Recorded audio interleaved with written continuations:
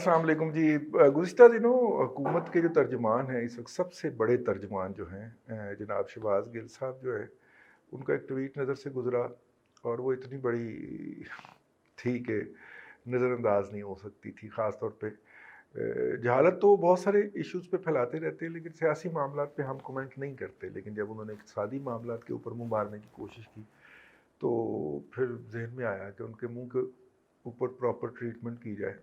समझ गए ना आप? इसलिए थोड़ा सा मैं आपको उसके बैकग्राउंड में लेके चलता हूँ। दुनिया में इस वक्त कमोडिटीज़ की दो अक़साम है। कमोडिटीज़ का जो उर्दू तर्जुमा हम करते हैं वो अजनास, ज़रई अजनास की शक्ल में करते हैं। तो ज़रई नॉर्मली हम उसमें से हटा देते हैं। अजनास, कमोडिटी का तर्जुमा अजनास। अजनास की दो अक़साम, एक जो हैं वो मादनियात के हवाले से आती हैं, जिनके अंदर ऑयल आ जाता है, जिनके अंदर मुख्तलिफ सॉल्ट्स आ जाते हैं। ये जो फ़र्श के ऊपर लगने वाली टाइलें भी तो पत्थर की होती हैं, ये भी आ जाता है उसके अंदर, ऑनिक्स आ जाता है। उसके अलावा सोना, चांदी वगैरह ये सारी जो कि ये वाली अजनास है ना, जो कि कुदरती तौर पे निकलती हैं और फिर हम उसको प्रोसेस करके आगे अपने इस्तेमाल में लाते हैं। और दूसरी अजनास हैं जिनको हम ज़रई अजनास कहते हैं, पेरिशेबल गुड्स होती हैं। ये जो मादनी अजनास हैं, ये तो एक दफ़ा इस्तेमाल हुई तो फ़िशों ख़त्म, वन वे ट्रैफिक है। ज़रई अजनास के बारे में हम ये कहते हैं कि वो हर साल, हर 6 महीने बाद, हर 4 महीने बाद एक नई क्रॉप निकाल मारते हैं। तो वो कमोडिटीज़ अलग होती हैं, ये कमोडिटीज़ अलग होती हैं। ट्रेड होती हैं दोनों इंटरनेशनल फोरम के ऊपर। नेशनल फोरम भी है हमारा, नेशनल पाकिस्तान कमोडिटी एक्सचेंज जो है, कराची में उसका हेड ऑफिस है। वो भी 22 घंटे दिन में चलता है और पाकिस्तान स्टॉक एक्सचेंज से बड़ा एक्सचेंज है वैसे, बाय द वे।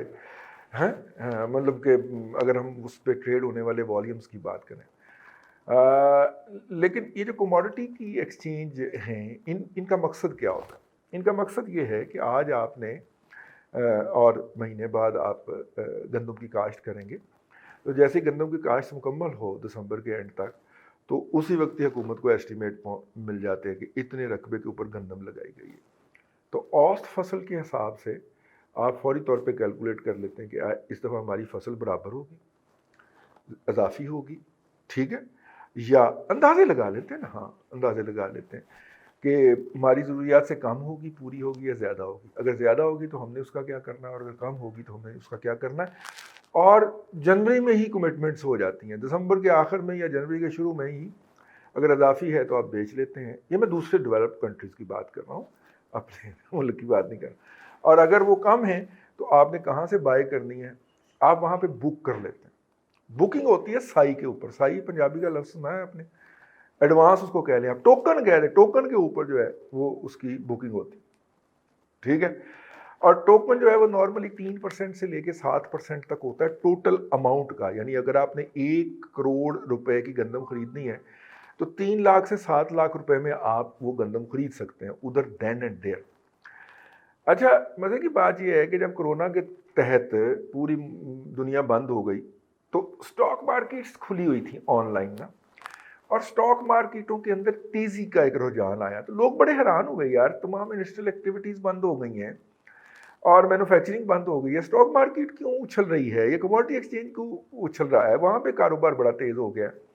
तो पता ये चला कि जनाब लोगों के पास घर बैठ के करने के अलावा, इसके अलावा और कोई काम ही नहीं है, ठीक है? तो ये हो रहा है। अब ये सूरत हाल है इस वक्त। मैंने कहा एक पूरा सीन आप समझ लें।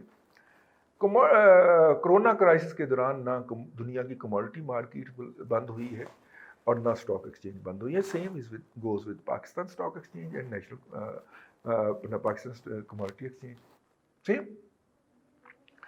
अब अगर वो बंद नहीं हुई तो इसका मतलब है सौदे जारी थे। और इस हवाले से आपको ये बात शाहज़ेब खानज़ादा के ज़रिए पता चली गई होगी कि बहुत सारे मुल्कों ने अच्छा, अब ये कमोडिटीज़ जो थी ये अपनी जगह पे मौजूद थी, ठीक है? किसान कह रहा था कि अल्लाह का नाम है, इसको मेरे खेत में से उठा लें ताकि मेरी अगली फसल ख़राब ना हो, तो सस्ते दामों भी देने के लिए तैयार था। तो इस ज़माने के अंदर जो ज़रई अजनास थी उनकी कीमतें नीचे आई, ठीक है?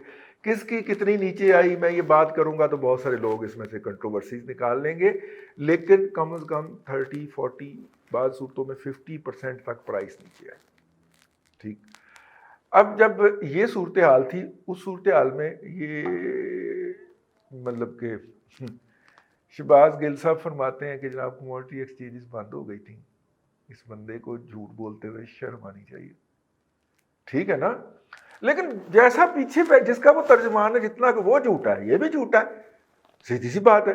مارکیٹس بند نہیں ہوئی تھی، اور اگر کموڈٹی ایکسچینجز بند ہوئی تھیں تو آئل جو تھا وہ $12 پہ کیسے گیا تھا؟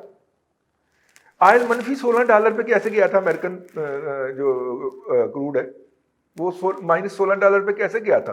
کموڈٹی ایکسچینجز میں ہی ڈیل ہو رہا تھا نا.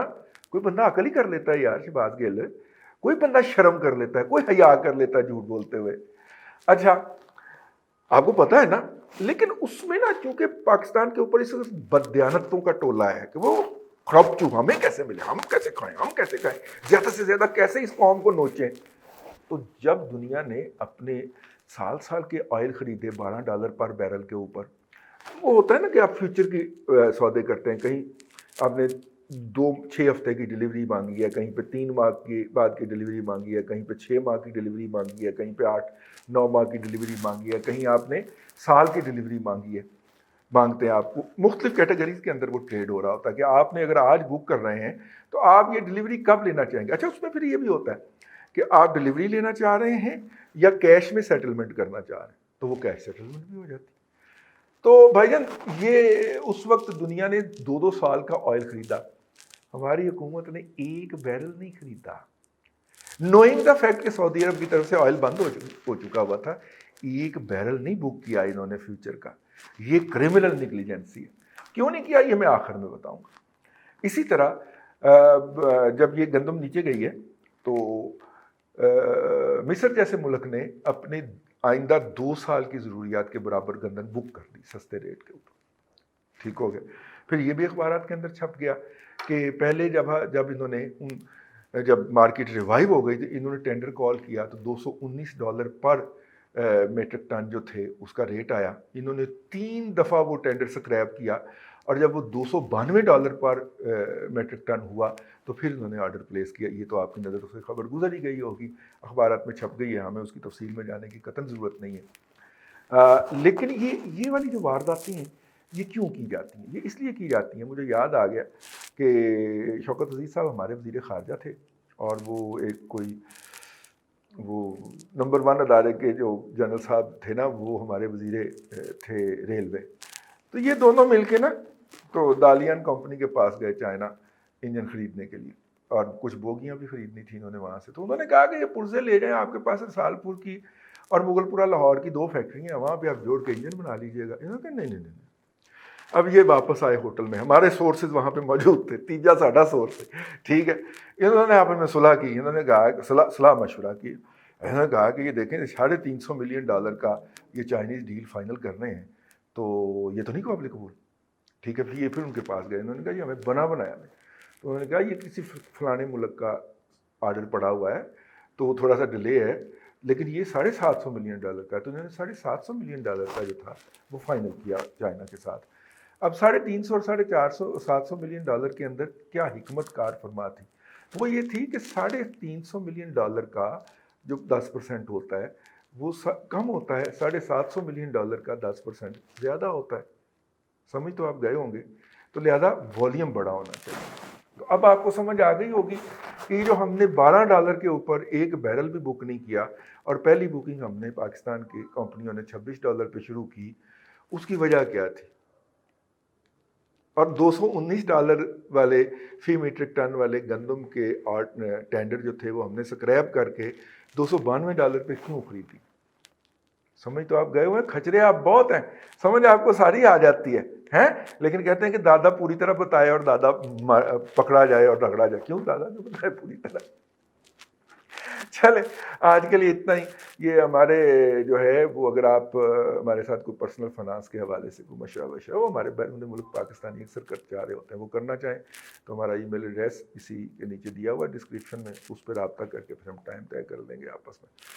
اور ہمارے نیچے 2 اکاؤنٹس ہیں، ان کو اوپر بھی دیکھ لیا جائے. آج کے پروگرام سے، آج کے ویلاگ سے اتنا ہی. اللہ آپ کو آسانیاں عطا کرے اور آسانیاں خلق خدا میں تقسیم کرنے کی توفیق.